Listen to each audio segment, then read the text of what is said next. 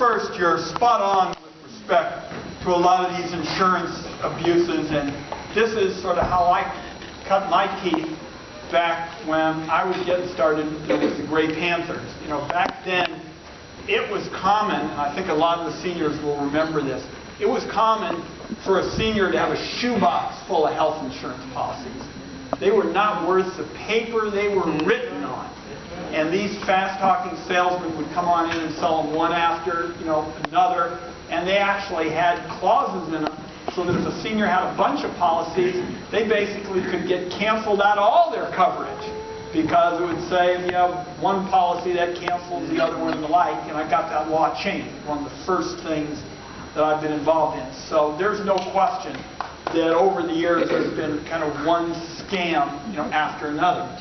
Part of what this law does is to try to go after those scams. Probably the biggest ripoff, in my view, having been involved in this, was that discrimination against people with a pre-existing condition.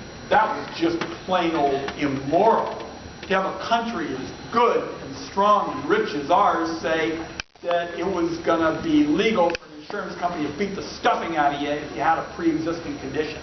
And this law has made that illegal. So at least we're getting started on the important work you're talking about. Now, with respect to single payer, I've listened to the community very closely, and I was able to get a provision in the law that stipulates that the state could get a waiver starting in 2017 and go out and set up its own system, including a single payer kind of plan. And I'm trying to get that sped up, because I think not all the wisdom is in Washington, D.C., and certainly there are a lot of folks in Oregon that are interested in a variety of different approaches.